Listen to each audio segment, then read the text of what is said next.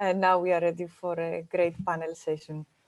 I will not talk a lot. I will go straight to you, and I will suggest that we start with a small introduction to each one of you. So we have some slides that you kindly prepare in advance for us.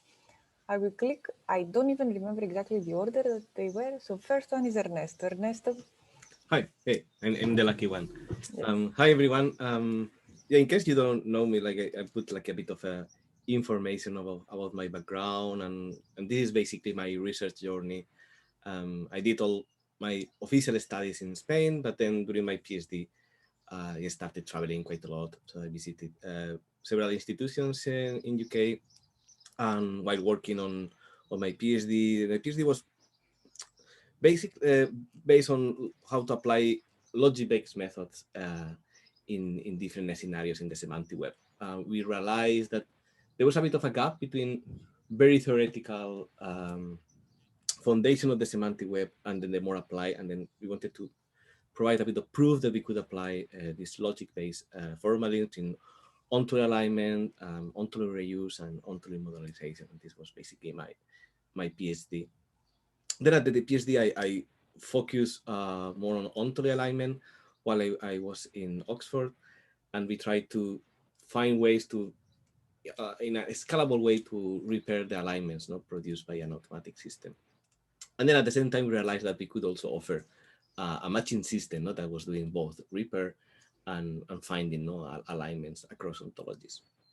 Then after that, I continue with alignment, but then touching different topics like ontology-based data access and something similar to this works or not.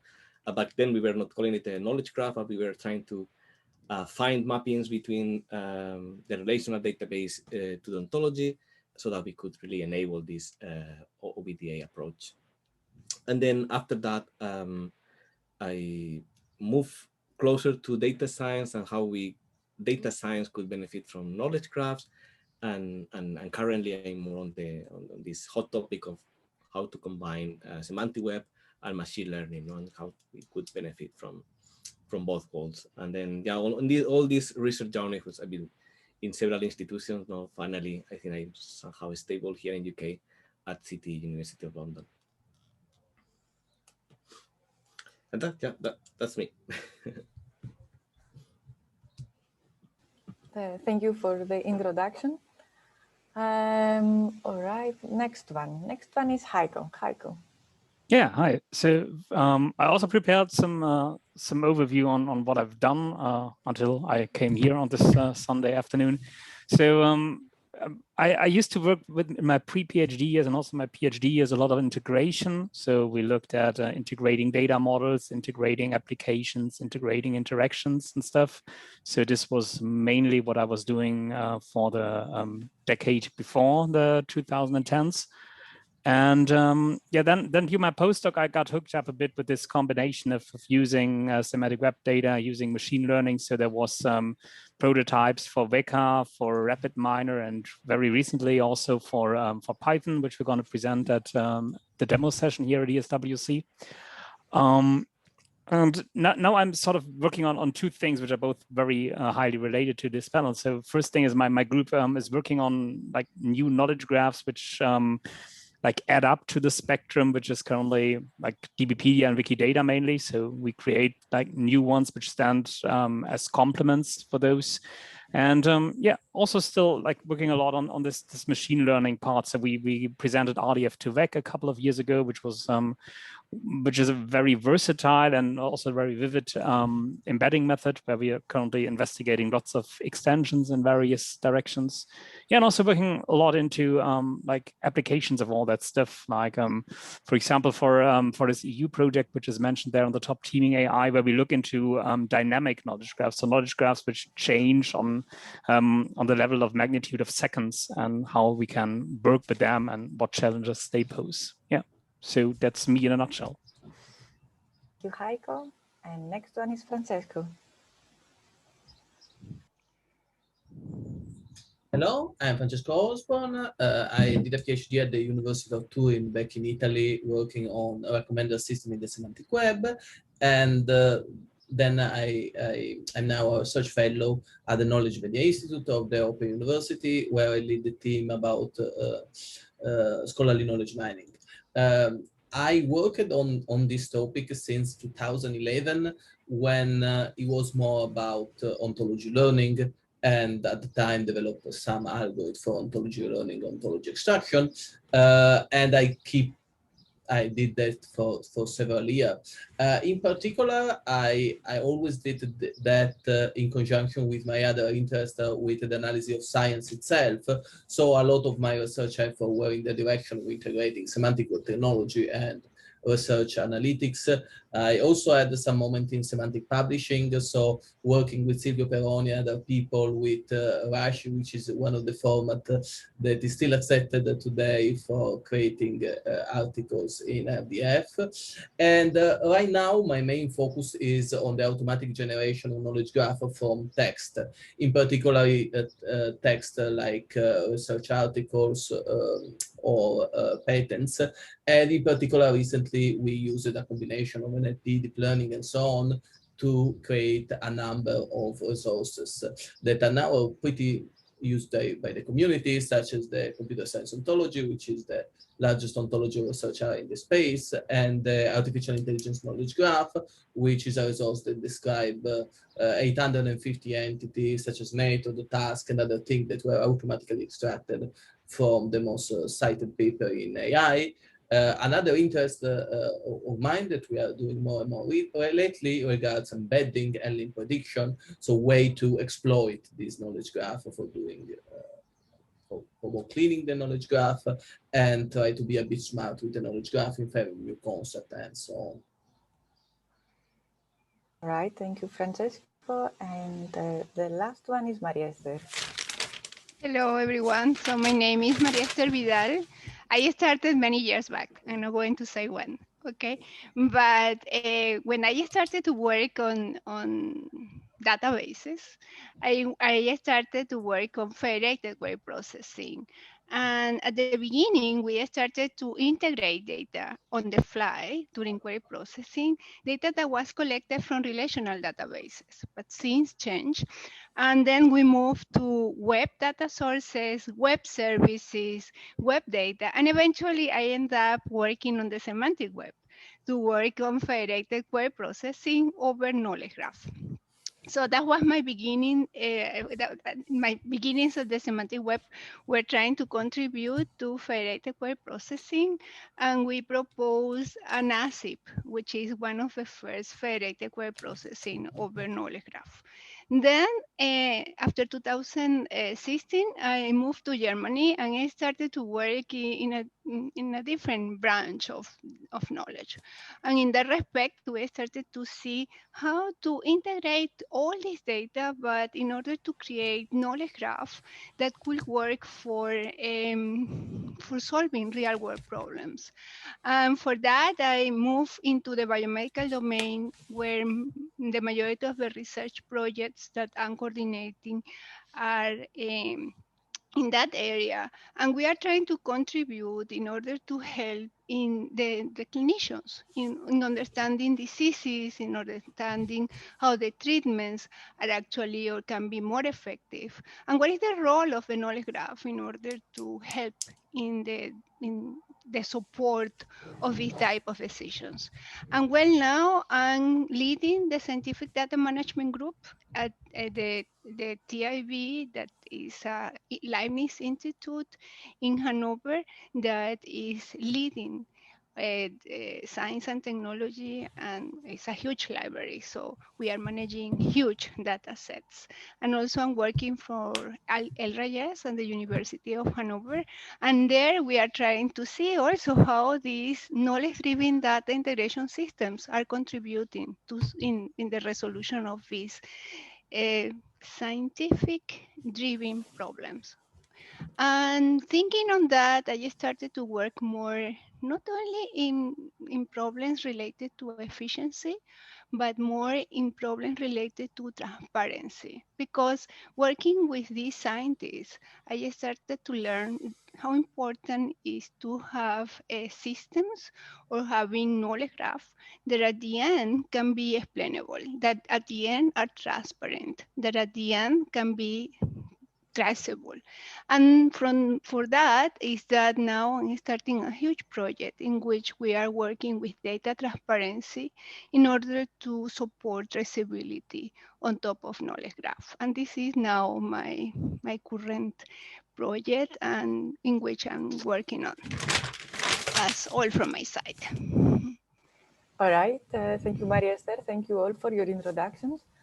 I think that most of the people should know you by now, and like they didn't need the introduction, but I think that there is also this young generation that is joining the conference, and maybe they have never like have the chance to meet with you because lately we don't attend a lot of conferences as well.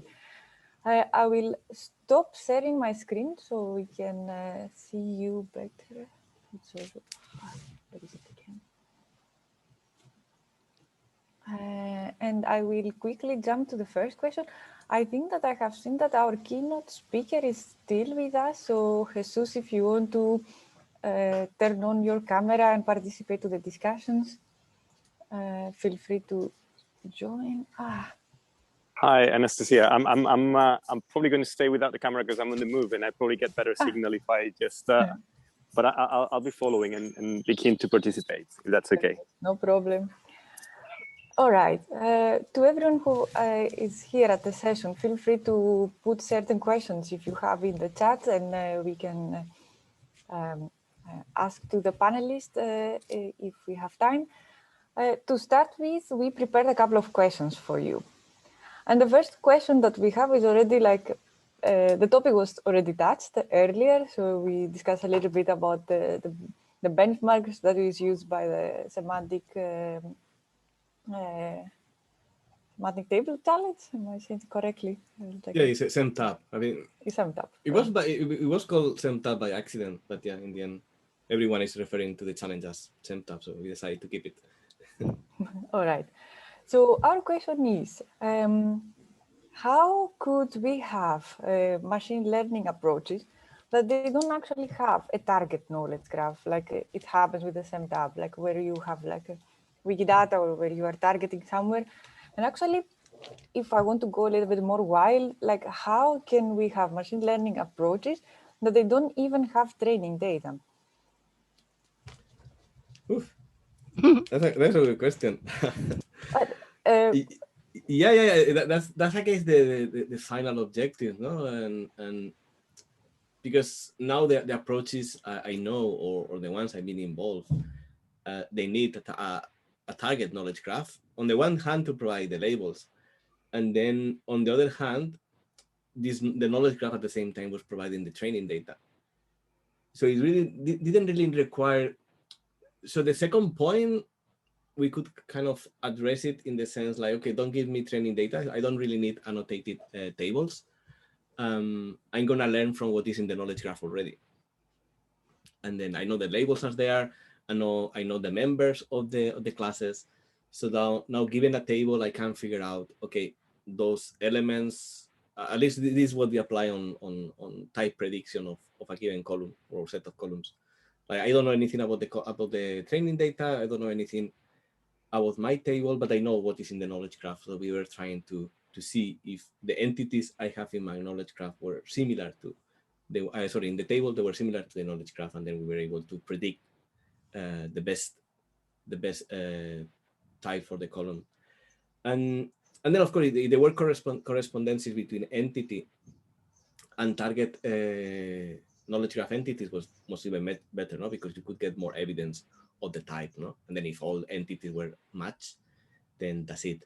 But then the system using machine learning was trying, at least I believe in the future, machine learning can provide a more elegant approach in the sense like maybe the knowledge graph doesn't contain what you have in the table, which is probably the ultimate goal, no? Like you would like to add new data to the knowledge graph, but still you can try to find some sort of some contextual semantics or your table and then compare this to the knowledge graph, not like the type of entity, no? and in principle, you use machine learning and embeddings, you should figure out that the things you are talking in the table, if you are talking about fruit and you have some fruit evidence in your knowledge graph, then they will have similar embeddings, and then the machine learning approach would predict that the type is fruit or the type is company, no?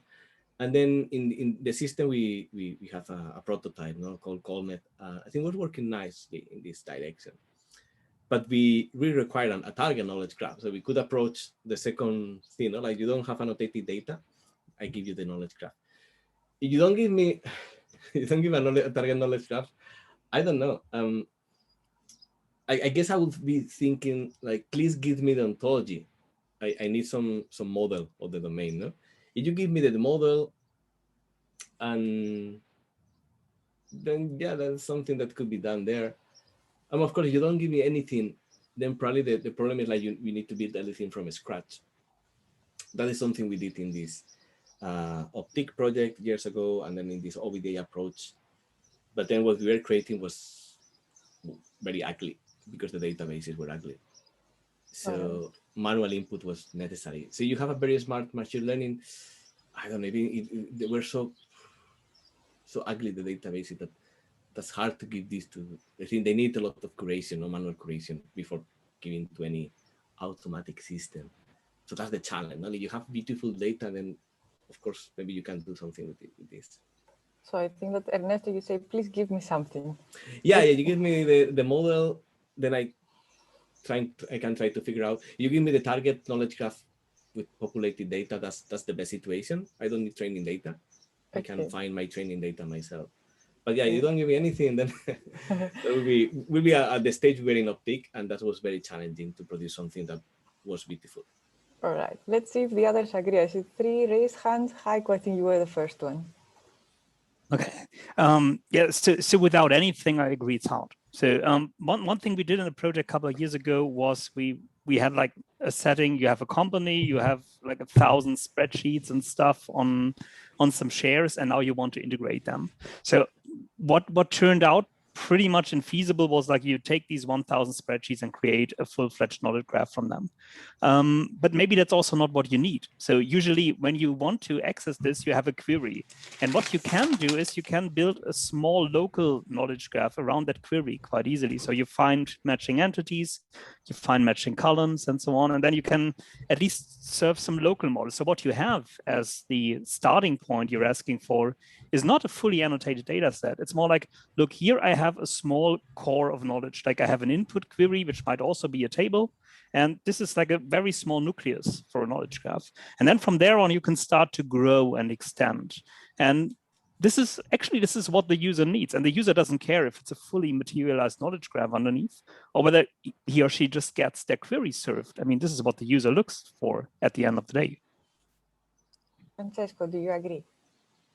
Yeah, I mean, I agree with the possibly give me something, at least a piece of an ontology.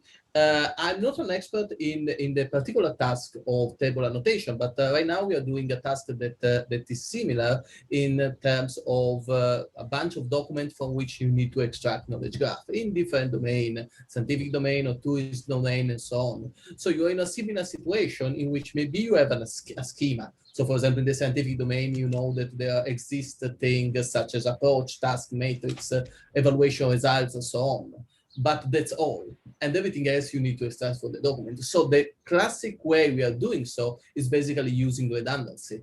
If you, in this case, if you examine 1 million documents, you will find that there are class of concepts that returns again and again, and you will be able to extract the relationship between themselves. So I think that if you have a lot of data with some good degree of redundancy, you can use this method and start with quite a minimal model, and then build on this model with successful iteration. Every time you extract some more concept, you extract a taxonomy of domain or things like that, and then you enrich it again. All right, Maria Esther. Okay, so how I see this is that, yes, we may need some basic knowledge, but also we can think in terms of rules. So if we have rules that in some way are encoding the knowledge that we want to acquire from data, when we have the training phase. These rules can also guide the process. And this is going into data log, for example, or logic, and that allows for performing different type of reasoning processes. So how I see this is that the combination of both, where we have a symbolic knowledge that is encoding all what we have in logic, okay, and empowers what we can get from, even if we have few instances that will work for training. These are facts that will be learned, that will be enhanced with all what we can deduce from logic. So this is, for example, what we are trying to do when we are combining background knowledge with rules. And based on that, it's like that we are deducing new facts, and we are deducing entities that enable for solving problems as entity linking without having background knowledge for training any model, okay? So I see that the combination of logic and symbolic with some sub-symbolic knowledge is relevant for this, okay? Not only one approach, but both. All right, interesting. You say give me something, right? I give you the user. Uh-huh. The user, what is the user? The requirement of the user. The user, like, I don't know, like the requirements of the user in the loop, you know? Like we are looking into like automated solutions and then semi-automated solutions. Actually, never I will see this problem as a problem that we can solve in an automated way. We need the user always. And if you, when you go to real world applications, if you want the users to believe, to trust, and to use what you are providing, you need to keep them in the loop. They need to understand how these models are working. They need to understand when two things are integrated. So this is necessary, okay?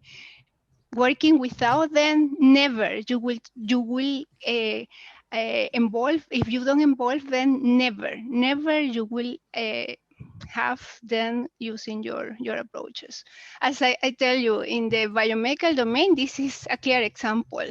They always need to understand everything that is done, everything. Why this is combined. Why these two things are integrated. Why these are similar. You are saying that two patients are similar. Tell me why. So having only well, the machines working without having them in the loop is not working when you go to real world scenarios. All right. I see on the chat like one is plus, I don't know, 1 million, 10 million, 100 million on what you say. I see Violeta is binding like almost like 2 times plus one as what Juan suggested. And I see Francesco is raising his hand. Yes, just linking to what Maria Esther was saying, a general rule in life is that every time that you talk about something you don't know, you will say some stupid thing. So this applies also to knowledge graph. You know, you can have the smartest algorithm for extracting what you want from table or data that are already there, but if you don't have some expert domain, it will produce something absolutely that needs some sanity check. So I agree that we need the users. And in that regard, I think that something that as a community we still need to work on is both on one side the creation of interface that allow user to work on this, to give the feedback. This can be both on the side of machine learning, in which they can annotate examples and so on, both on the side of modeling something, so tools for like web protege made simpler. And the other things for which I think we need to work for the users is explainability. Because as Maria Esther say, when you're working, especially with people in company, just using a black box is not an option. Because on one side, there is this need, they really want to understand and they want to feel in control. Because till yesterday, they were using this, they were doing the same task using a completely different pipeline. So if you say to them, now there is this magic box that will tell you what to do, they will just stop. And I saw that again and again in environment. And I think on the sides, there is a lot the community can do on the side of explainable AI. You can think about things such as, having explainable neural networks by putting some logic in layer. You can use logic and rules for telling them why we are suggesting this. And in general, everything for make them feel that everything is transparent and they have things under control. I will keep your point about explainability, and I will get back to this one, but I think Heiko, in the meantime, he raised his hand. Yeah, I also wanted to contribute some story from the road. So one thing that I find is a crucial missing part is that computers or AIs or whatever you call them, they don't have a conception of what the user knows and doesn't know. So one thing, when we tried one system with a feedback loop, it happened that all of the time the computer was asking questions to the user that the user had no clue about. So it was a very general, very wide knowledge graph. And then you had questions like, is this AXC05, is that an electronic circuit or not? And then you sat there and say, I don't know. So because the machine has no idea of what a user can possibly know. And especially if you have something which is very widespread in coverage, then it's very hard to pick questions that a user can actually answer. Interesting. Maria Esther.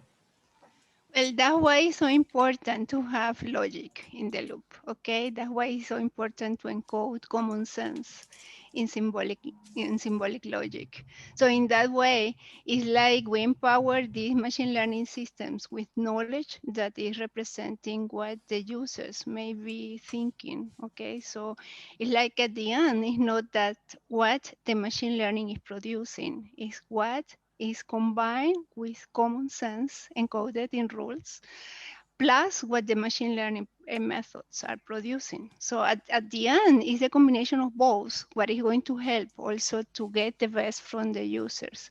Another thing is that I will never consider that these machine learning methods, or in general, any computational method, is going to replace the traditional pipelines. What it's going to do is to help in the traditional pipelines to be done in a more effective way. So never we will think that we are replacing the pipeline that a clinician follows when he's deciding what is the diagnosis of a particular disease, or when a treatment that has to prescribe. But what he's doing is helping them to be more effective and also be more efficient. So at the end, this is how we have to present. And if we present then the computational methods are helping them in this way, is when they are going to see, oh, let me see how I teach also these computational methods to work better. Heiko. I beg to differ. So when you look at what happens in NLP, people were going along these rule-based paths for a long time, like trying to model how grammars work and how languages work.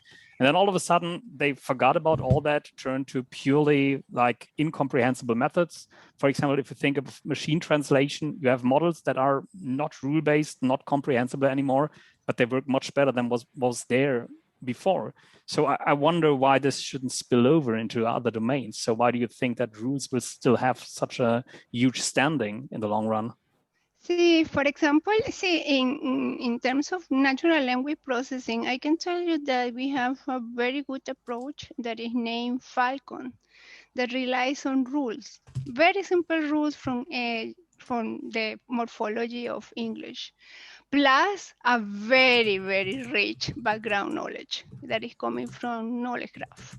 We don't have any machine learning method, and we are very competitive. So, and I'm sure that with that, learn from machine learning is going to be much better. But at the end, is that is not only one is the best, it's the combination of both. How I see that we can impact in the areas if we're having combination of both. So I wouldn't say that the rules of natural language processing were not good enough. The problem was that probably they didn't count with enough data to prove that these rules were generic enough, or probably the complexity of just applying reasoning process on top of that was not helping to have complete approaches. But with the technologies that we have now and with the amount of data that we have now, I think that the combination of both is the solution that we can get in order to have more sound approaches. And is that how I'm working? You see, I'm working towards a hybrid approach, an approach that combines the logic, the symbolic knowledge representation, sub-symbolic knowledge representation, because it's required for solving very simple pattern matching problems that nobody could compete with them. And then the human in the loop, because they are the ones who at the end are going to curate and are going to allow us to represent common sense that without them we wouldn't have. But not a single approach alone will solve real world applications, okay? And something that I would like to just as a very simple example, see, we have, for example, models for predicting a disease. And we have tried the most sophisticated machine learning methods, but the clinicians always want the ones that have behind a knowledge graph and that provides a simple explanation of what they will understand. And this is something that is important to also consider, what the users at the end will understand from what we are doing. Okay. Thank you, Maria Esther. Ernesto is trying to raise his hand, but he doesn't know how to do it with the Zoom. And he's raising his physical hand, but that doesn't count in the digital world. Yeah, exactly. Like I was trying to, I don't know if it's my version of Zoom. And now my computer is dark, so I cannot even see Zoom on my photo. So I don't know. I'm not touching anything because I see if I can still hear you. And then I hope you can still hear me, right? Yeah. We can hear. Okay, I'm not touching anything. I cannot see anything, but it's still working. Yeah, I wanted to emphasize the need of, as Maria Esther is saying, no? Like, I mean, I come from the KR community. I fell in love with this machine learning community and what we can do. But I wouldn't like forgetting about the logics and even without going to machine learning, no? Like just staying on knowledge graphs, we shouldn't forget about the logic formalism, and we should have rules or a domain model that is telling you how the data should behave and what is expected there, no? And with this information we could enhance what is coming next and possibly give better explanations or formulate better questions that are in the domain of the user or something that makes sense to the domain expert. Of course, there is a challenge that how to do this, no? I think is what we are doing, is our research nowadays. But I think I will put like an extra emphasis. We need to represent the domain in some sort of ontology or with a set of rules. I mean, I'm very happy with rules too, no? Because in terms of inferencing, they're very powerful and it's scalable as well. All right, Ernesto, next time you want to say something, raise your hand and I will see you and I will give you the word. Okay. All right. I see a very interesting question from Murphy's on the chat. She's asking, would explanations from the machines help in understanding the outcomes? Well, that depends on how we present the explanations, right? Not all the explanations are explainable. So that is something that also we have to work with our users, because depending on the users, the explanation is useful or not. So there, the users plays an very important role in deciding what is explainable or not.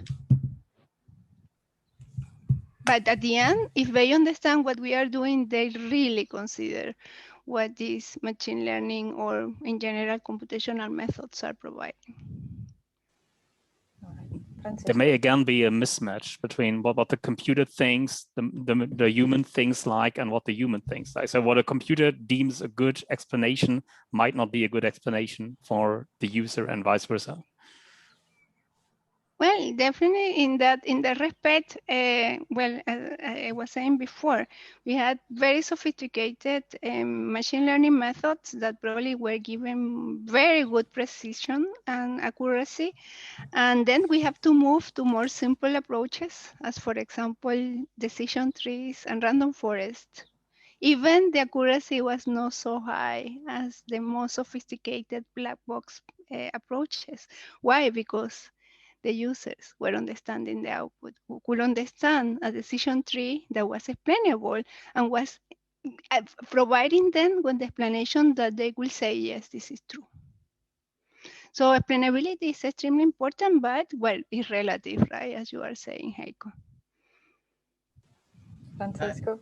Yeah, I can understand what Maria has to say, because I had a very similar experience. Basically, we did a project with Springer some years ago that go over 4 or 5 years. It was about a system that was using ontology to automatically classify the different book series and book and so on. And it was a system that was supposed to be used by editors that would see the answer on the screen, and so they could accept it, they could decide that the machine was wrong and put in a different decision and so on. And in these 5 years, the basic algorithm that we use for the classification, almost nobody cared. All they care about was the explanation. And so there was a first version of the application that tried to use very complex method to do a 100% accuracy explanation, and everybody ate it, because they say, what are these mystical keywords that come from nothing?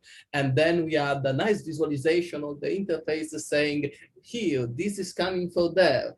And this was not enough, so then we had another screen that basically blink and they say, oh, this books is classified under this concept, because you see, if you go in the abstract, you see exactly this term, you know? And of course, that is something that you cannot do if you use some kind of system that is just, I put the embedding of all the book in a machine learning system and magically disappear. So I agree that when you are, especially in an environment, in a commercial organization, you need to take this middle road, that sometimes it's better to have accuracy at 85% rather than 90%, but being able to tell them, you know, this is my suggestion, because you can look at everything. Because at that point, they simply start to trust us. Actually, the particular thing is, after they start to trust us, they almost never look the explanation again. They simply assume that this will, and this is also a possible trap, because at that point we could have switched back to the machine learning method and they will not even know. But especially in the initial phase, I think is fundamental. All right, thank you, Francesco. Heiko? I just wanted to add that we should maybe also look into what makes an explanation accepted by a user. And this is not just a question of symbolic versus sub-symbolic. So even within the same symbolic methods, there are huge differences there. So for example, if you have a rule-based model and another rule-based model, there will be a huge variety in whether people accept a rule or not. For example, people are driven a lot by, for example, semantic coherence within the rule. So do the individual parts of the rule have some connection or not? And to the machine, this is totally irrelevant. So there is, I think it's a fascinating field, and we can do a lot of fun and interesting things there. But we should not be tempted to say, well, it's just a symbolic versus non-symbolic game, which it isn't. It's a much more diverse field. It's a combination of both, and being able to use symbolic approaches for explaining. It's not that we are going to forget the power of sub-symbolic approaches, but we need to provide with another layer that combines what the sub-symbolic approaches are producing in order to explain and to deduce, because with the sub-symbolic outcomes, we can to deduce new approaches by using knowledge that is encoded in these rules, or, well, there are many other ways to represent that in symbolic approaches, right? But at the end, this is crucial, because otherwise it's impossible to interact with users from real-world applications, because nobody will take the risk of making a decision based on what the machine is saying. You see, even if it's the more powerful machine, even the more powerful algorithm, and I tell them this is 100% accuracy, nobody will take the risk. So unless they understand how that machine was working. You see. All right, thank you. I see that we lost Ernesto. Uy. So I don't know what he clicked, maybe he left. May I ask, I don't know, Peter, David, if one of you can reach him? Thank you, David. I see there are certain questions. I see another question coming from Mehwi about like cognitive biases. It says like if the explanation or even the output of the algorithm is not matching the user's perception of something or the world, then it would be a good explanation. What do you think about it? Then it will not be a good explanation. What do you think about it? I think that's true. So if the machine gives you an explanation which contradicts with your prior assumptions, you are likely not to accept that explanation. So this is why I say it's a very fascinating field that you open there, and I think as a community we're just about to tip the iceberg of that.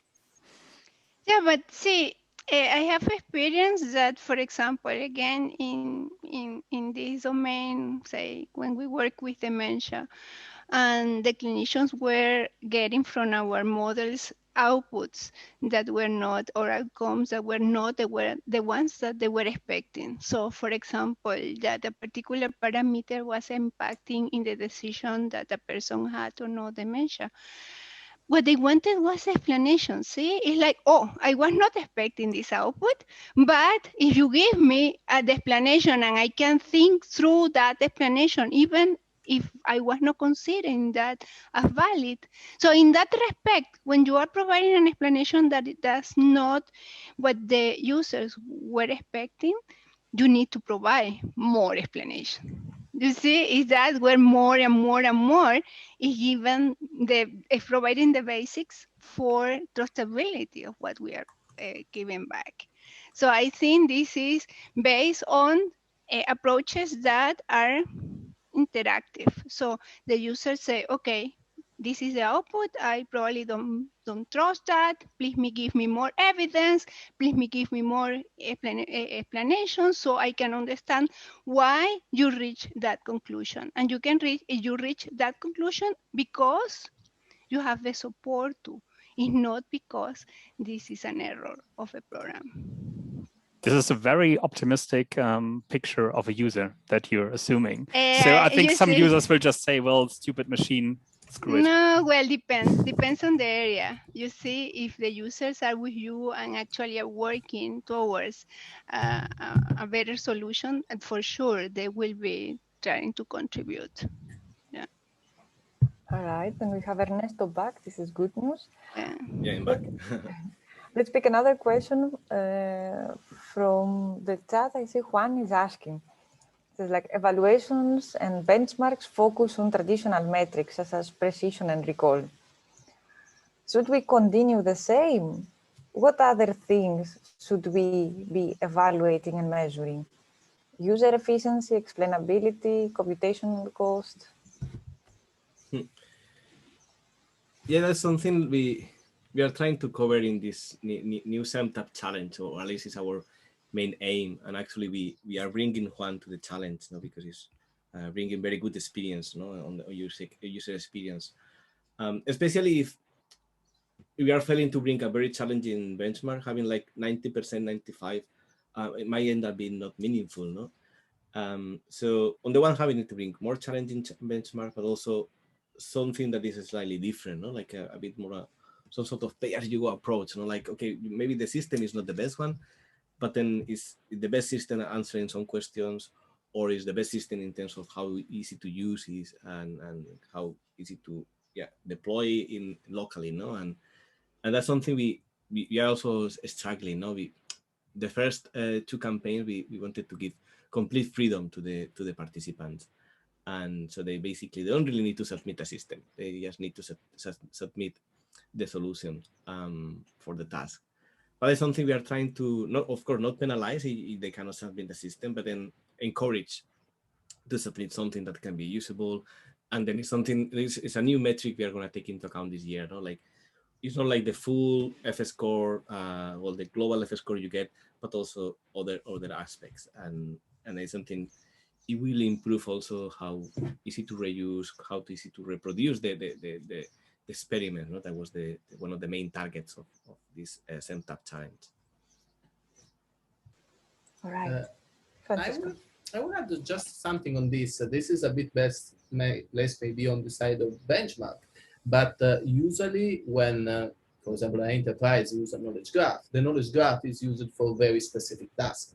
For example, a knowledge graph could be used to full recommender system for the user, so an internal navigation. And therefore, in this case, just precision and recall actually do not grasp what is the effect on the task. So some years ago, for example, we are working with this company, a publishing company. They were changing their internal knowledge graph, and they had attached to this knowledge graph a recommender system, a system for doing the prediction of market, and so on.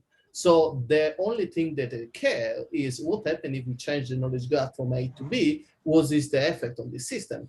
And we work a bit on this. We create a work called pragmatic ontology evolution that was basically, let's judge knowledge graph evolution in this case by looking at the task. So is the recommender system improving its precision? Who cares if the knowledge graph had even error if the first the recommender system was like 80% recall and precision, and now it's 85. Is the semantic search working better, and so on? So I think it's very hard to do it because it's a bit more on the side of user cases. So I don't see how a benchmark can do it very easily. But in reality, what you care when you're evaluating the knowledge graph is what the knowledge graph will be used for. And there could be two completely different solutions. One that is much better for supporting a recommender system. The other is much better for supporting the navigation of users. And sometimes you need to go in the middle. All right, thank you, Francesco. I see on the chat everybody agrees about the computation cost. The dollar should be reported for the solutions. We are well over time, so I will do a big jump and I will raise another question. You mentioned earlier about rules, maybe a little bit in a different context than what I'm going to say. So from me, rules, mapping languages, declarative mapping languages, on the one hand. And on the other hand, we have a lot of solutions which are based on machine learning algorithms, but they don't actually use those declarative mapping languages. They just give a knowledge graph that is generated based on this machine learning algorithm. So my question is, as Jesus mentioned during his keynote, it was it is not property graphs versus RDF graphs, it's property graphs and RDF graphs. So in the case of mapping languages and machine learning approaches, is it an and or is it a versus? It's an and. It's an end. And when you see, for example, that you have providing all these mapping languages that enable for including functions, for example, right? And the functions can be anything, could be calling a machine learning method, right? So at the end, the mapping language is providing the explanation of how all these components that are relying on different AI methods are being used. So again, I'm insisting that the combination of both is what is helping in the transparency of the whole process of knowledge graph creation. So I'm saying that this combination, for example, of RML plus the function ontology is the way to go. Francesco, do you agree? Do you disagree? No, I fully agree for the end. Also, because as someone saying in the chat, I think is David, this panel would not have sense without. But I think the good thing about these two technology is that they can be built in a positive loop. That is, on one side, you need the bootstrap, usually from the language to start building something. And then you have examples on which you can have the machine learning method to start to learn more and pump more in the graph. So in the most successful case that I saw, there was this kind of nice loop between two methods that you put some data in a way, some data in the other way, and one helped the other. Because when you have more data, machine learning works better. And when you have also this data for machine learning, even if you don't have sometimes incredible accuracy, well, you can have human look at them. You can have them write specific rules with the languages and basically fix everything.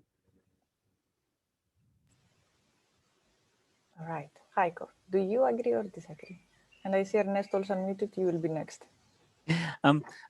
Personally, I think that they could also, these mapping languages, they could also serve as the lingua franca to communicate between the machine and the human. So a machine learning model, so nowadays we think of machine learning models just outputting numbers, but there is also lots of stuff on structured prediction, ILP, you name it. So they could also like output such a model. And on the other hand, the user could say, look, this is a very basic mapping I've started from, give it to the machine and let the machine refine it and then revise these refinements. So I think if you think of this as a middle ground to communicate between a machine learning model and the human in the loop, or from the human's perspective with a machine learning model in the loop, no matter which angle you look at it, you need some language in the middle. And I think that these mapping languages could serve exactly that purpose.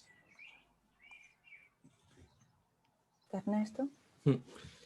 Yeah, I completely agree. And actually, this is the challenge we are facing right now in data science, for example. Everything is working in scripts, and someone has the knowledge how to orchestrate different CSV files and access the information they need. And then they access the information and they dig it to the next department or group, and that's it. And those people, they process. And then when you remove this person in the middle, like the data scientist or call it knowledge scientist, I don't know, it's a drama because they lack the knowledge how to access this information. And then you rely on thousands of scripts, Python scripts, and it's hard to read someone else's code, and maybe the documentation is not well documented, and everything was in the brain of the data scientist. No, and in a couple of projects I've been facing with banks, for example, no, they were missing this contextual information, no, like how the information in the CSV file should be interpreted, no, and then I can apply my statistical methods as a data scientist. And then they were missing on the one part, on the one hand, an ontology or something, or set of rules that describes a bit how the domain should behave. And then at the same time, these mappings to transform the information from the CSV files to the knowledge graph. No, I think these are the two key components. And I see now that I think we have both. I think we need to make it work in, for example, in any data science project. That should be the key. But we indeed have both, but we haven't seen solutions that combine both. Yeah, exactly. I don't know if because maybe those mappings are still in a premature stage, and that's true that we are doing still the transformation to the ontology, to the knowledge graph with our custom scripts. But I think that the key is moving towards there. No, I see for relational databases, I think we are adopting more these R2RML mappings, no, as a standard to transform, no, or to query, no. But I think we should move forward, no, like and further, not only relational databases, but any piece of information, no, especially it is given in tabular format. Okay, Heiko. And as you say, you don't really see these combinations. I think it would be worthwhile looking into these approaches, what exactly they do. And my suspicion is that they do something which these mapping languages allow plus X, and therefore they don't use the mapping language because they need the X to get the performance they have. So this could give us some useful hints on what's actually missing in those mapping languages, or maybe too complex to express. I mean, there is this FNO extensions which like are like a super key to add like any arbitrary function in there, but maybe people find it easier to do it the other way around. So maybe it also hints at usability issues for those languages. All right. Thank you for your answers. I am not going to raise another question because I think everybody wants to get some dinner. I will only ask you if you have any last statements. I think we are also missing I will say this and then I'll let you go. With my experience in data science, they were missing not only the mapping, of course the mapping was missing, but also the use of knowledge graphs. So basically I introduced knowledge representation as a key topic in the Alan Turing Institute. I mean, there were people on KR, of course, before me. But then if I wanted to classify myself in the webpage, KR wasn't listed. It was machine learning, statistics, and so on. So I say, well, there is something there. And also in the Master of Data Science I was teaching this year, there were no subject, no module on knowledge graph. And I think that's what we were missing, not only the process of transforming the data, but also the need and preparing the new data scientists and the new computer scientists on knowledge graphs. And I think that's something we should create a good curriculum on knowledge graphs as well. Yeah, I totally agree with you, Ernesto. This is needed in all areas, okay? Because more and more we are seeing that multidisciplinary programs where they are trying to combine data science with biomedicine, data science and scholarly, but nobody's saying knowledge graph plus or knowledge representation plus. So it's very important, definitely. And I think it's a critical component in data science. Yeah. And then we have Juan here that is pushing this concept of knowledge scientists. And I mentioned the knowledge scientists in my module because I think it's very important not forgetting about this figure. Yeah. All right. Maria, is there anything else to add? No, well, basically, I'm supporting what Ernesto is saying. More and more, we need to be the ones who are training the people and developing the skills that are required in order to don't do data science, but just do knowledge science, as Juan is pointing out. That's definitely. All right, nice. Francesco? Just as very final remark, I wanted to say that, when we need to construct this complex knowledge graph, I see at least like 4 methods that we use. That we use declarative language, we use machine learning, we use human in the loop, and we use integration or other things that we find around. And what often happens, because this is the nature of research, is the community that are working on each of these 4 problems are not so easily integrated. You know, they have these different interests, sometimes different places. So I think this is why I like this workshop, because it's a place that these different community research can come together. So what I suggest is that it would be great if we have other chance and other way to basically pull together of these different community, maybe doing some project, maybe make it so this different community meet each other, because we need the power of all these 4 solutions. All right, Heiko. So my final words would be like, think of preservation. And this is also one of the rules that these explicit modeling and mapping languages can give us. So many of these projects, they just die when the PhD finishes. And this is very sad in many cases. So think of models also as a means of preserving efforts and making them not only efforts from the past, but efforts for the future. Traceability and transparency, right? What do you mean? Sorry, I didn't get that. Traceability. Yeah. Because this is essential, right? Because if we want to support transparency, the first thing that we need to provide is the way to trace all what have been done. And these mapping languages is what they are providing, the way to trace how the machine, the knowledge graph was created, how data was integrated, and how things were put together. And with that, we can have the best scripts, we can have the best programs, but if we don't have something that combines everything, and this is what these mapping languages are providing. Mm-hmm. Of course, there are many other things that need to be added, but this is a very good building block. All right, thank you, Maria. I see in the chat that Ernesto says that he would be happy to share his material. I would suggest that if you have such material and if others also have material, I see earlier Umut also mentioned that they also have a course, feel free to share it with us and we will make sure that we find a way to share it with the community. We can accommodate somewhere within the community group. I see David also says that he has plenty of material as well. In the interest of time, we are really late, so I would like to thank you, all of you, Heiko, Francesco, Maria Esther, Ernesto, for joining our workshop, for all these interesting discussions right now.